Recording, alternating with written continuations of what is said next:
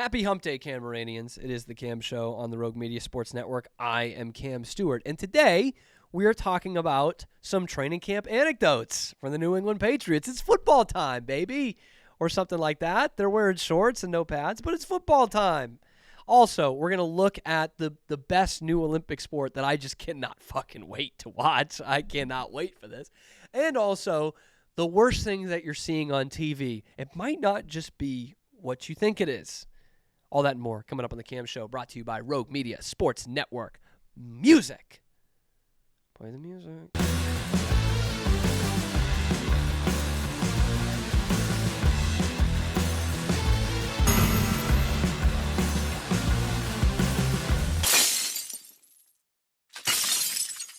Cam Show, Rogue Media Sports Network. Cam here. And it's one of my favorite weeks of the year because there is hope. Even when your team sucks, there is hope. Because as much as we love baseball, and I will continue to rant about baseball the rest of the summer, you need baseball as a side dish. Okay? You do. And look, I love baseball. I can name every World Series winner since World War II. I'm like autistically good at baseball stuff. But it needs to be a side dish. This is a football country. That is the national pastime, is football. And this week, at the end of July, we have training camp opening, which means we are just one step closer to the great American game, the gridiron, baby. I cannot wait to root for some bad football teams this year, but at least it's football. And the big story this week for the New England Patriots is the same story that's going to be the story all preseason. Who is going to be the starting quarterback week one? Well, head coach Sherrod Mayo, I would say hinted at that, but was pretty blunt about it. He said, Jacoby is your starter. Coming out of the spring, I don't think there's any doubt Jacoby is the starting quarterback at this point in time. We can look at these other quarterbacks on the roster. At the same time, it's about competition. So when we get out there on the field this summer with the pads on, we'll see how it all plays out. But coming out of the spring, I think it's clear that Jacoby is the most pro-ready guy we have. He has played a lot of football. He's right. Jacoby Brissett has played a lot of football. A lot of different places. In fact, when he was traded to Indianapolis, one NFL executive said he was coming off the greatest preseason performance any quarterback has ever had in the fourth preseason game against the Giants 6 years ago. But now Jacoby is back in Patriots bleu, blanc, and rouge, and unfortunately, he might be the starting quarterback when it comes to week one. Patriots did use some serious draft capital, the number 3 pick in the draft, on a quarterback, and yet the consensus seems to be he's not going to be the guy, at least to start the season. Is that good or is that bad? It doesn't feel great. I'll say that because let's not make any bones about it here. The Patriots are going to be really bad. They're going to be really, really bad this year. If they win 4 games, that's probably above expectations for them, if we're being honest. So if it's Jacoby Brissett out there, who gives a shit? I think the main issue, because look, I would love for Drake May to go out there and start week one. And he's gonna have some big plays in the preseason games, and there's gonna be a clamoring for it.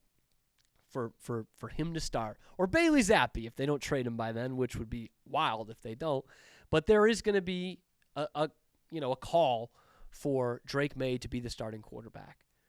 That said, we don't know if this team has any weapons. And what we do know about the weapons is not good. So that's not a great start to it. Also, this is a patchwork offensive line, man. You still don't have 2 tackles. And honestly, I was such a deep into the weeds football guy during the draft that I was like, shit, man, if they draft Joe Alt, the left tackle out of Notre Dame instead of a quarterback, that might not be the worst thing in the world. Play for next year. But they go franchise quarterback, and they love what they have. I mean, we all saw the Hard Knocks clip.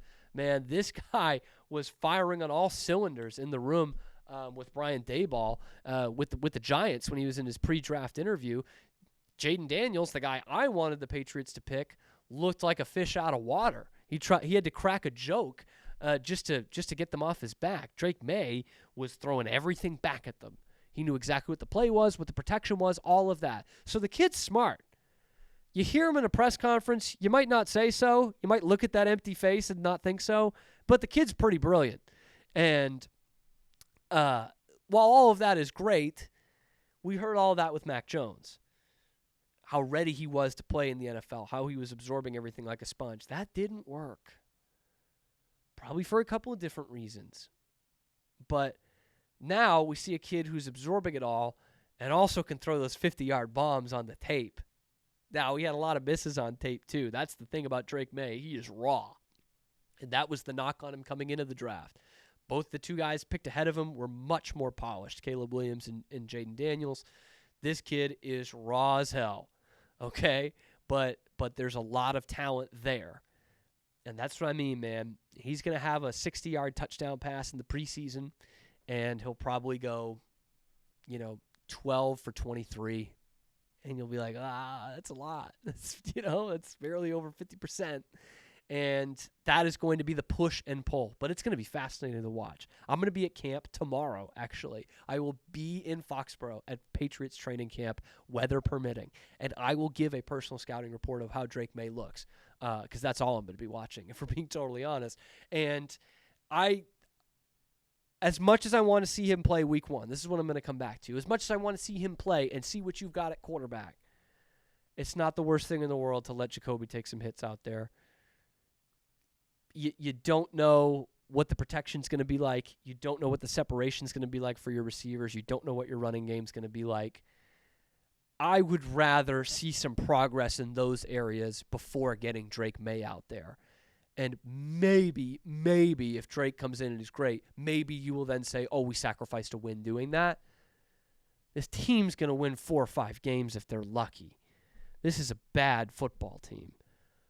I don't want to put in a situation where Drake May is out there. He's getting killed. He's losing all his confidence. He's overthinking when the bullets are live, and you're screwed then for next year. Like some would argue happened to Mac Jones, even though he started the whole year in 2021 and they made the playoffs. I don't want another Mac Jones situation. And I loved Mac coming out of college. I loved the pick. You knew he was limited in what he could do with his arm talent, but he knew how to read defenses. And you saw it in that first year, man. He was terrific. He looked like he was going to be, the next perennial playoff quarterback. It didn't turn out that way. That kid, we watched that kid's confidence just die on the vine right in front of us. I was at that game in Arlington against the Cowboys where the wheels just fell off his NFL career. It was sad. We really thought we had something. I think they have something with Drake May too. But I'm not ready to go out there and say he's going to be the next franchise guy the way we did with Mac Jones, myself included. But when you use a number 3 pick in the draft on the guy, that seems to indicate he's your franchise guy. In this day and age, those guys start with one glaring exception at the same draft position. And God, please help us if he turns into Trey Lance.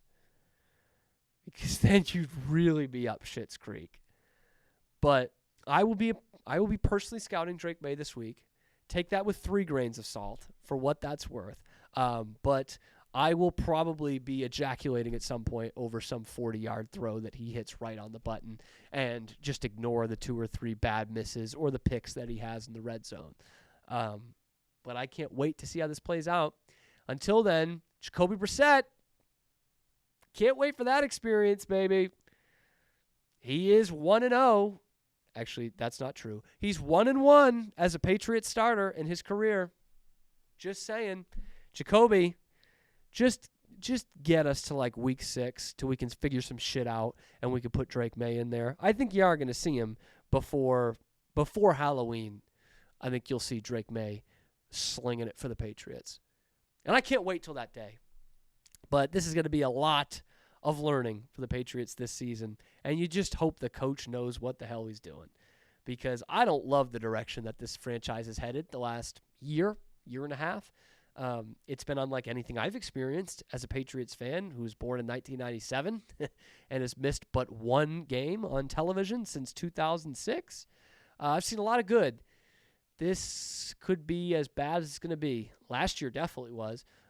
This year has the chance to be even worse. But if Drake May can have a couple of those, games that Drew Bledsoe had early in his career against the Vikes, where he was 49-70 with 4 touchdowns, or that shootout he had with Dan Marino, then I am all the way in.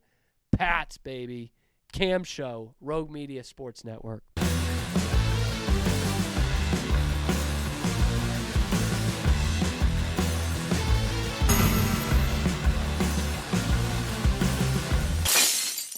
Cam Show, Braden Murray, Geb Stewart, Rogue Media Sports Network at the Alico in Waco, Texas. Boy, I really hope music is playing as I say this, or else it just won't feel very energetic. Braden, we have been slaving, I would say, to find ideas. I think we've both found out that we're not very creative people. Why do we have a talk show? Whoa, you found this out. What? Well. Were you contributing ideas while we were trying to brainstorm, Braden? I was looking at a list of U.S. flag bearers for the Olympics. Because that's how I thought we were going to talk about for a little bit. That could be something. Sue Bird did it in 2020. That's not bad. Yeah. Second best bird ever to play for USA basketball, in my opinion. Yes, Larry. Larry Joe, yeah. But we did settle on something that just really pissed me off over this weekend. And I don't know why. It's one of those things that no one else probably gets mad about, but my autistic brain is just like tipping over looking at, or what did we Jesus. What did we decide on? It was like mildly autistic. Almost right? autistic, It was in the range where it's like, oof, maybe. you're almost there, man. Maybe. When we took the autism test. You're not even close, so no. Not fun. But I've realized commercials in general just piss me off, and not for the reason of just, hey, they're in the middle of me watching something, but it just appeals to everything I hate, and most of it has to do with appealing to the least common denominator. And so commercials, they write them to be like zany and relatable all the time, and I'm like, who does this relate to? Some of them are just stupid, like, how dumb do you think we are? There's one that I think was a Buick commercial. I shouldn't even say that. It's a car commercial, and the guy misses a drop for a shoe, and his friends are like, what? You never miss a drop. And he's like, I got something better. And he pulls up to the golf course, and by that I mean to the tee. Like, pulls up on the friggin' cart path to the first tee to show off to his buddies. Right. And they're like, whoa. And it's like literally, it's an SUV. And I'm like, no, but everyone knows this isn't real. Like this, why would you even do that? That looks really stupid. Why can't he just pull up to somebody's house at a party or something? Why does he need to pull up in the most unrealistic thing? That would be like him pulling up to the ocean, like just driving onto the beach with his car. How have you ever done that in your life, Braden? Have you ever driven up to the first tee in your car? No, I've never gone golfing, Cam, so not your target audience. Electric here. is always really good. But see, there we go. You're not even appealing to Braden. We're not rich enough to play golf all the time. No. Or ever. So that's stupid. I hate that. But more importantly, this is the one that just really got to me over the weekend. It shouldn't have. But when they try to, again, do the relatability in terms of what they're talking about. Okay. So it was a VR headset commercial. Okay. And they're like punching and slashing and stuff, and all you could see is the person doing it. And she's like, "Get away from me, you goblins!" Oof.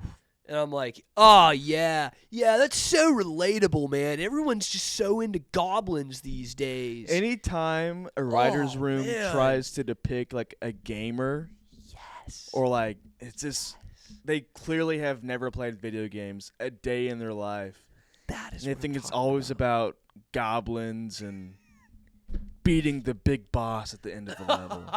Leveling up is a big thing. Oh, Harry Potter's so big these days. Oh, if we just throw goblins in there, they'll love that. Like, everyone does that. You know what else Everyone's pisses me against off? goblins. Think this a different way. Yes, when baby. I've got another SNL example after they this. try to do trendy, like there's one where a John Mulaney trendy skit, anything. Yeah. like there's a John Mulaney skit they do, and they turn John Mulaney into a meme, but they kind of force the meme, and that's not how memes work. Have you seen this one? No, I don't Where watch it's like SNL. it's Even when it it's, was good. I didn't Pete know. Davidson and John Mulaney. Is John Mulaney on SNL? He was a writer for years. Yeah, but is he like I hear about him being on SNL a lot. He's Is one he- of the better celebrity hosts that they've had. Oh, so he recently. just hosts a lot. Yeah. Oh, okay. And there Mix was it a up, skit guys. they did a couple of years ago when Pete Davidson was still on. And Pete Davidson's character just kept making memes about the uncle that he thought were funny, but the uncle didn't get it. And the skit was like 5 minutes long, and all the meme references were from like 2013, 2014. By the way, even if they were new, they depreciate in value right away. Right.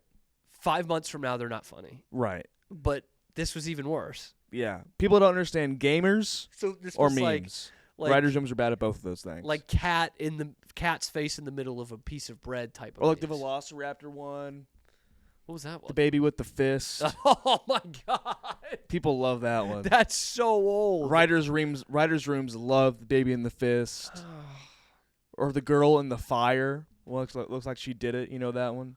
Yeah. They love that one. Yep. She's got the menacing, like maniacal face. Oh, see, that's what I mean. You're getting it when they're trying Yeah. to be relatable in any sense. I hadn't even thought of that, but something like SNL absolutely would fall into that. Politicians fall into it all the time. Pokemon Go to the polls. Oh God, Pokemon Go Just to chilling. the polls. in Cedar Rapids. Yeah.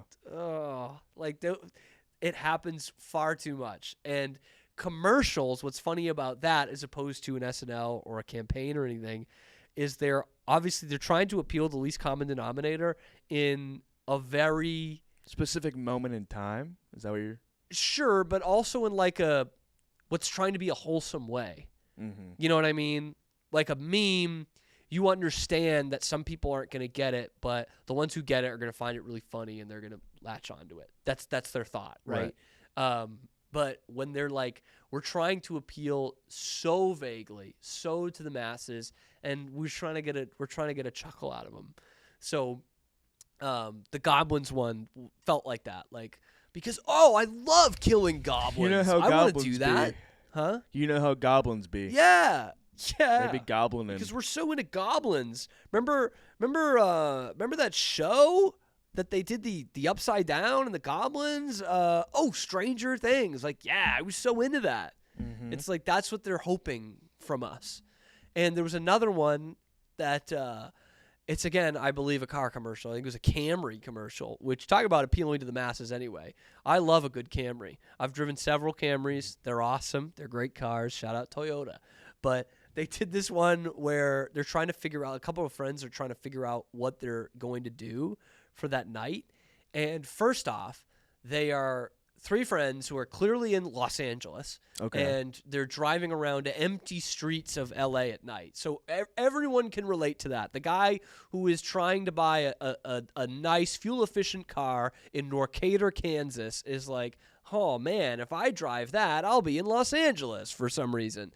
And, like, it's very not relatable in any way. And then they're talking about what they're going to do, and they're like, what if we go to a comedy show? And it's like them visualizing them at a comedy show, and the comedian is making fun of them. And she's like, yeah, I saw you on Tinder.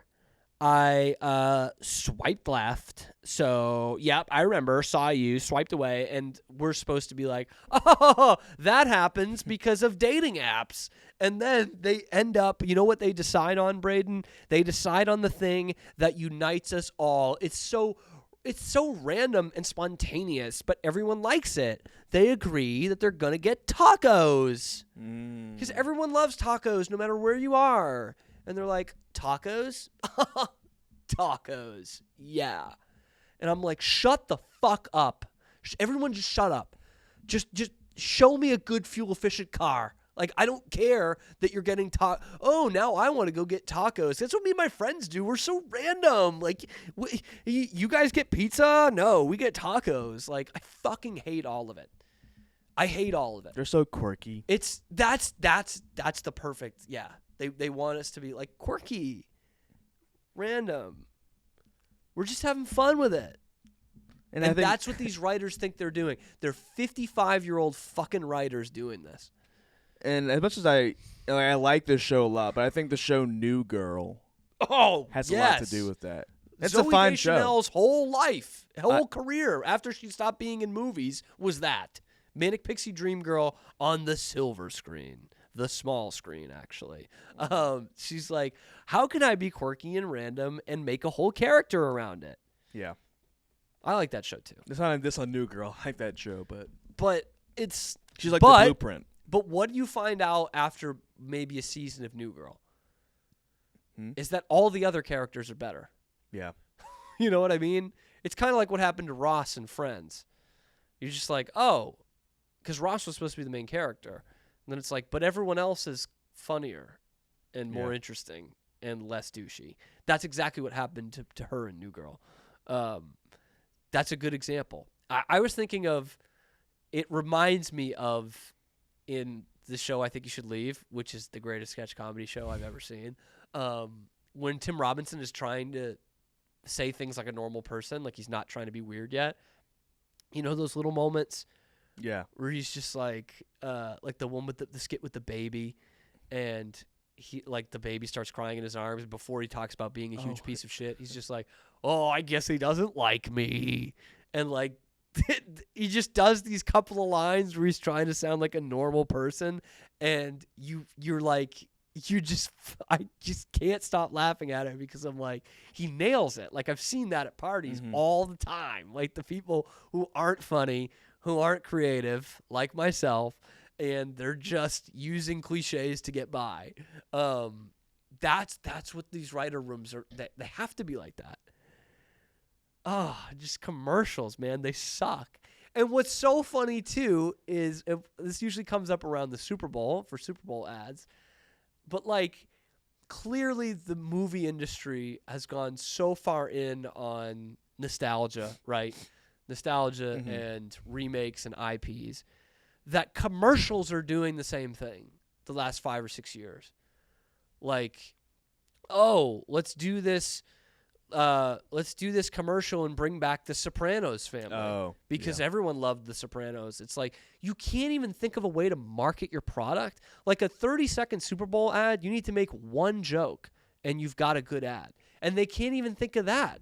They're like, oh, let's bring in John Krasinski and Rachel Dratch and David Ortiz and make them do the worst fucking Boston accents ever because they've lived in California for 20 years. And that'll be funny to a part of the population. It's like, no, like you're not hitting on anything here. There's the Ferris Bueller one. Where yes. Matthew Broderick come back. That was a big one. That's a good call. I think they did a Pulp Fiction one. Oh, they did with a briefcase. Yeah. They did a Modern Family one recently for like Travago or something. Yeah. It was Uber Eats, I think. But it was they were on one recently about the texting app. Oh, it was WhatsApp. I knew WhatsApp. It was something. It was something Yes. green. I remembered. I didn't. And it's just like, who is this appeal? At least in that one, they make a joke, but usually it's just like, hey, we're here. Remember when we did this? Here's a pretty unfunny but nostalgic joke. Remember this show? We did a couple years ago. And it's like, oh, I remember that show. I'm gonna get an American Express card now because I watched The Sopranos 20 years ago. Yeah. It just I just don't get commercials at all. This is why I couldn't do marketing. You said we were talking about bad commercials. So this is a Super Bowl one from about a decade ago. It was probably one of my first times watching the Super Bowl and watching the ads in particular. And this is a GoDaddy commercial. GoDaddy used to be I don't even know what GoDaddy does. It's domains websites. Okay. But they used to be the craziest ones. They would do, like they did Bar Raffaelli. That's what I'm talking about. That's what I'm talking about. Okay. Was the They super were always hot trying to do girl offbeat, yeah. makes out with that super nerdy looking dude. And I remember that very vividly because I was Raw, like 9, uncut. 10 years old. Yeah. It's like, you can show this on TV? What is it was weird. It was bad. Uh, They zoom in on the tongues and but I got us talking about it a decade later. yeah. Or it's probably in some article. Yeah, that was pretty bad. The nonsensical ones, though, they play in the Super Bowl. Like, you know what I mean? Because you're Puppy expecting Monkey weird Baby. ads, and they won't play them really after that. At least that's something. It was a bad commercial. Like, I didn't, but at least it was something. Mm-hmm. You know, I can't even. I know I sound so old, man, but I can't think of a great Super Bowl commercial in years. The Betty White Snickers one was great. Have you ever seen that one? I don't remember. They still do the tagline. Well, they used to do a whole series of ads of like, "You're not you when you're hungry." Yeah. And so it's like, man, eat a Snickers. And it was it was Betty White playing in like a 2-hand touch football game with these 30-year-old guys in the park, and she's all muddy and everything. And they're like, "Man, what's going on out there? You're lagging." And she's like, "Stop riding me, man. You're always riding me." And it's like, bro, Mark, like, you're not you when you're hungry. Have a Snickers. And it just turns out to be this regular guy. Like, that was pretty funny. And then someone else in the other team was like Cloris Leachman and got just absolutely decked. Those were funny. But like, where do we go here from commercials? I asked the same thing about movies, but Jesus Christ. Like, can we get someone that talks like a normal person? It's no different, I guess, than some of these Netflix specials or shows Yeah. that are like, "Hey, we're in high school, total memeage," you know, stuff like that. Yeah. Which I will gets back to say your SNL point. One campaign that I like a lot, it might be Progressive or Nationwide. It's one of the insurance commercials, and it's the "Don't turn into your parents." I enjoy those. Yes. They've jumped the shark a little bit. A little bit. They were funny at when first. they first came in, like, it was funny. They made good jokes, and that, Braden, that brings up a good point, because those are the ultimate relatable. Those are actually relatable. Yeah. A good amount of the American public has these parents that do these things that aren't talked about a lot, right? Like counting down for a picture, or throwing away your old air filters or something, your car mats, just in case you get another car mat or car that's the same. Or pointing out people with colored hair. Yeah, like, it's kind of gotten a little bit out there recently. But you're right. That is actually a perfect example of, like, they hit something on the head. It probably should have been like 5 episodes or 5 commercials, and they didn't. They kept going. But it's actually relatable. And then there are some that hit and go too far in terms of, like, Burger King. Yeah. The song, which was so annoying, but people got into it like 4 years ago. No, it was it was like last year, 2 years ago maybe. And they're still doing it. Yeah. And it's terrible. Scoop, There It Is was a good one. That was a good one-off commercial. Yeah. Yeah. It's bad though now. It's bad. R.I.P. commercials. Get you some people who, like, actually talk in their real life, who talk to normal people, not ad execs who bring in $1 million a year talking to other ad execs, because those suck. Anyway, we got something else on the Cam Show featuring Braden Murray, Rogue Media Sports Network.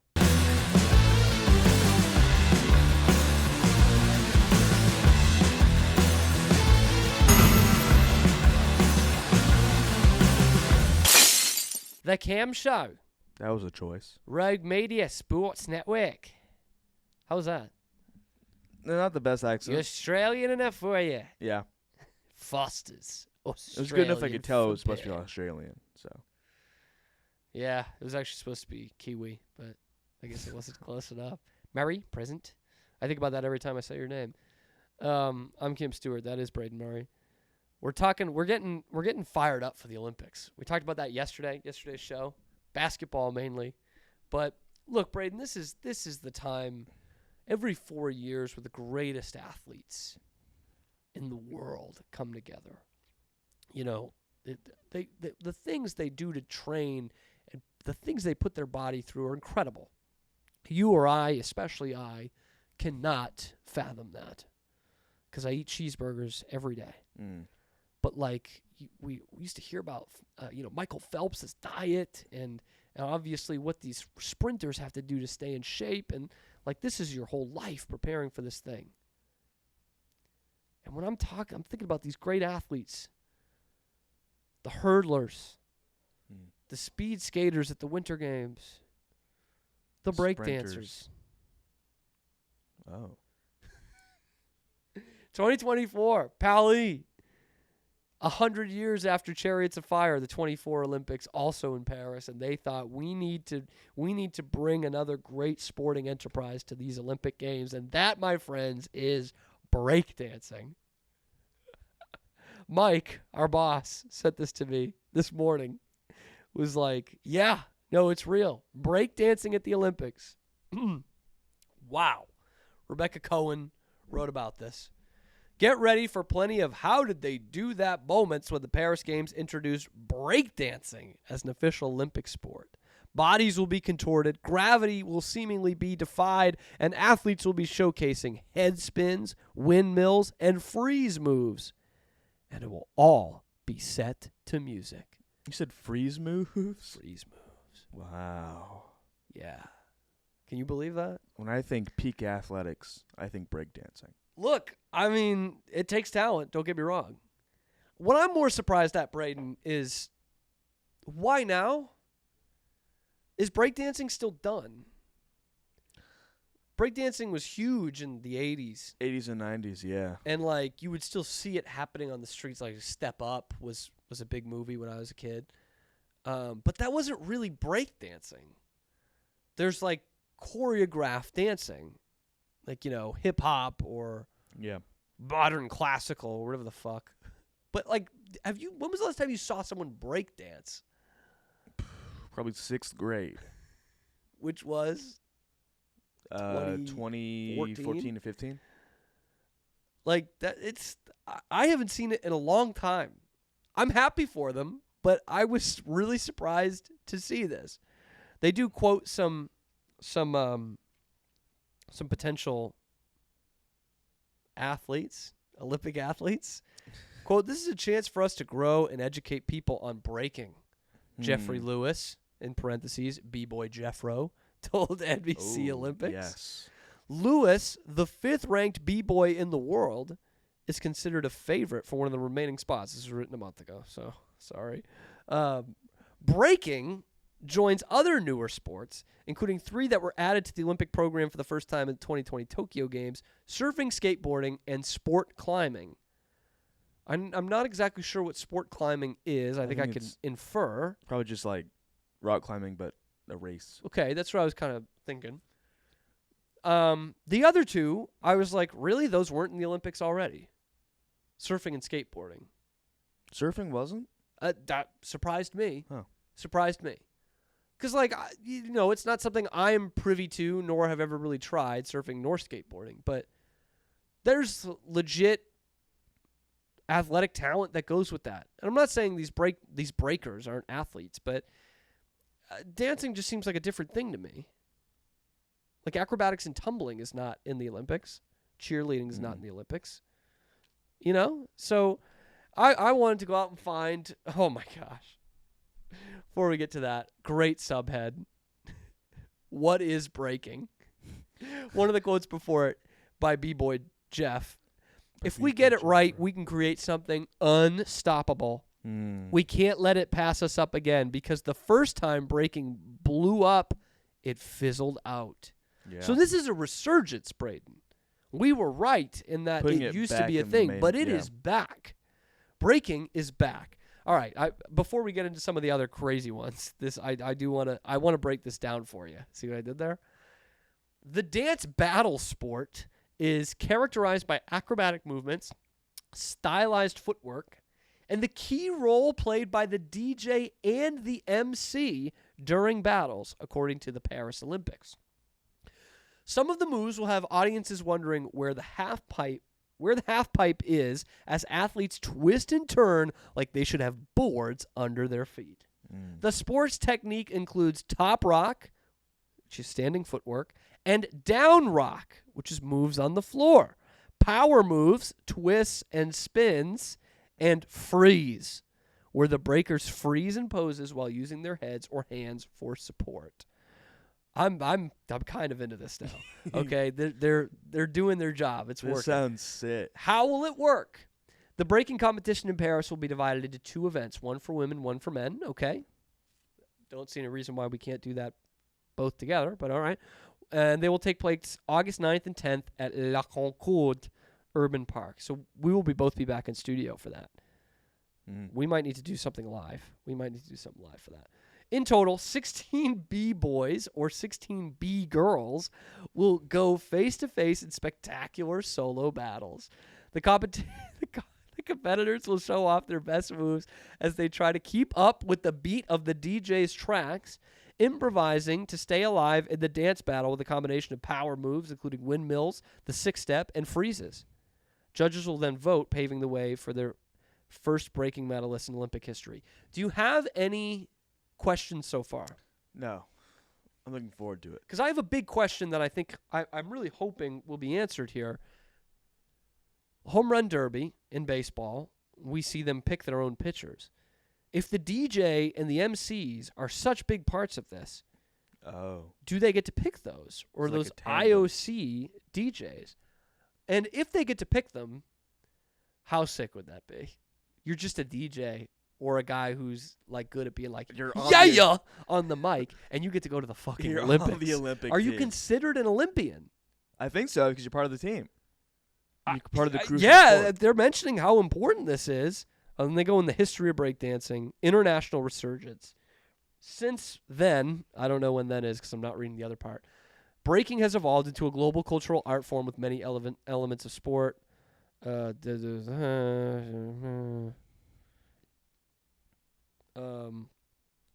the USA is a front runner at the Olympics. Taekwon Hodak, USA's dance breaking communications director. Yes. USA Dance's breaking communications director. So that's specifically for breakdancing within USA Dancing. We're the powerhouse. Every other country is looking up to us. Taekwon was looking forward to doing that quote so bad. So bad. So I have to look into this now. Do you get to choose your own DJs? This is big. Do you get to choose your own DJs for Olympic breaking? With bated breath, I wait. Are you ready for this? Yes. This is wow. Wow. In breaking, art means athleticism. In the newest Olympic sport, oh Jesus, brought up a cookies thing. Reject all. I don't want that. In the newest Olympic sport, athletes need to be able to flip, spin, and balance like gymnasts, but make it all groove along to the music. And they don't get to choose the music. No. Instead, a DJ plays the music of their choosing, and the athletes need to find their best tricks to the soundtrack. I guess that's more impressive. Wow. That makes the freezing even more impressive. Yeah.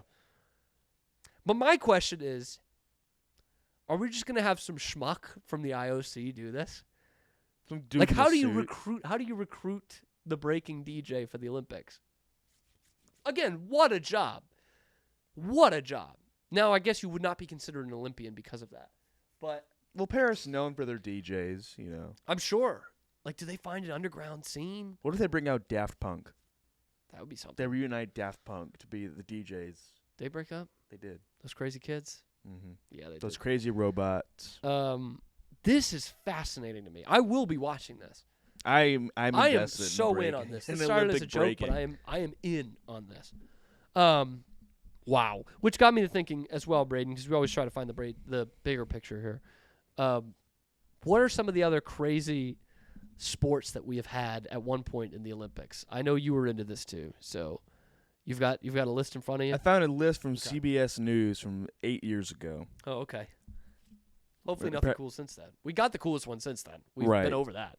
So they talk about speed walking, Very cool. which is very cool. It was kind of a pop That Malcolm culture in the Middle thing episode. a couple of years ago.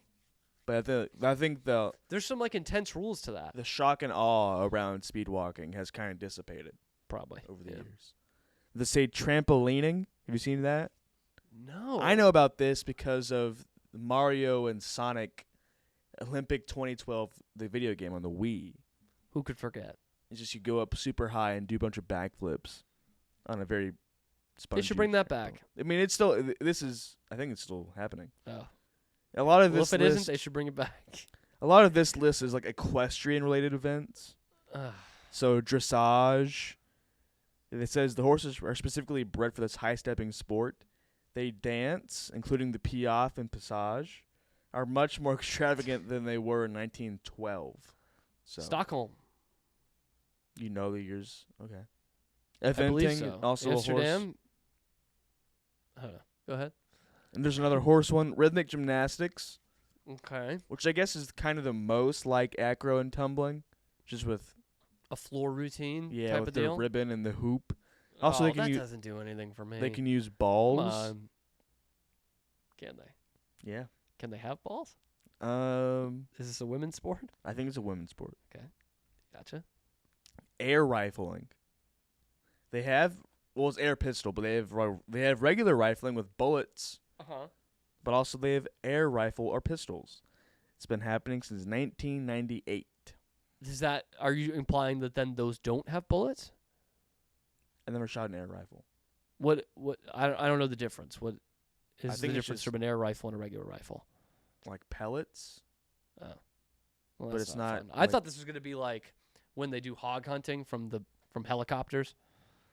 I thought that's what it was going to be. You're in the air and you're using a rifle.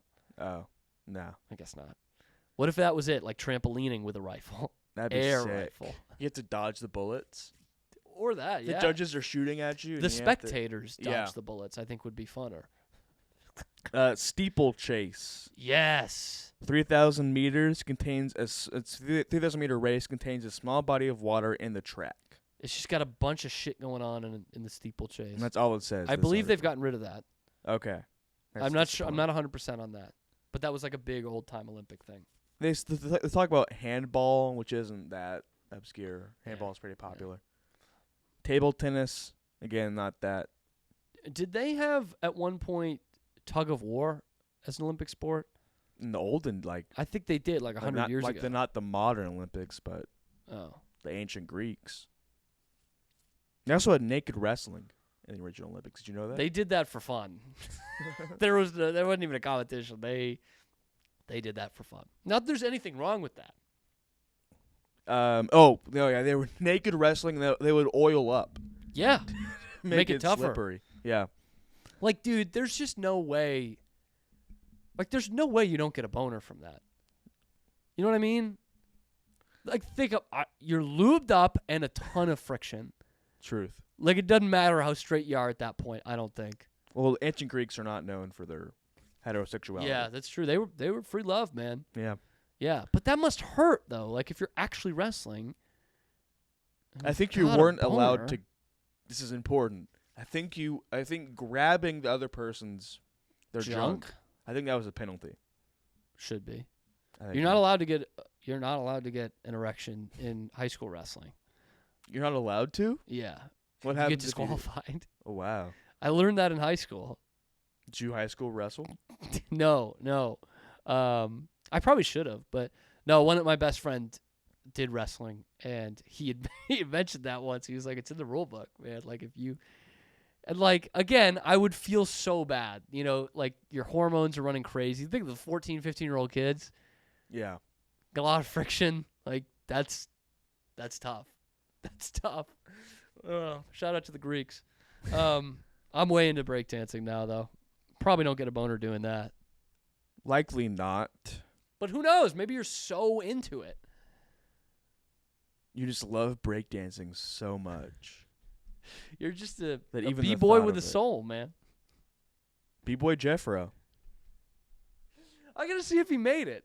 national is spokesperson. B-boy Jeffro. Can I look, as someone who has a communications degree, there's really not much I can do in terms of the work field. I would love to be part of the communications team for breaking. Mm-hmm. Qualified. Let's go. B-Boy Jeffro. Oh, hell yes. Oh, man. His picture is like him just doing this. B-Boy Jeffro. Oh, man. We gotta get him on the show when he comes back. You ready for this, Braden? 29 years old, 5'8". Hometown, any guesses? No. It's the same as Chameleonaire. I don't know who that is.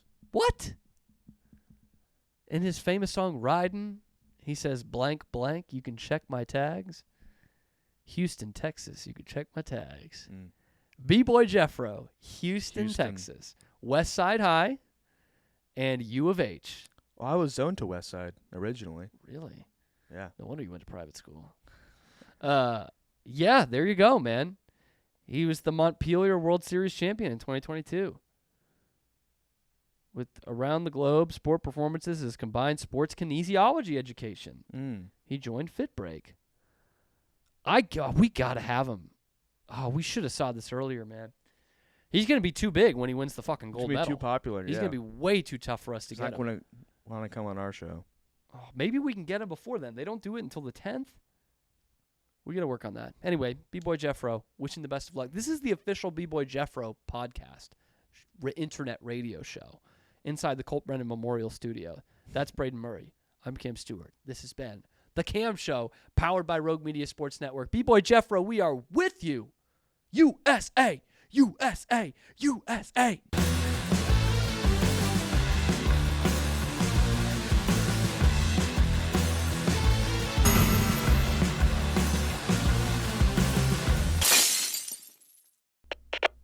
We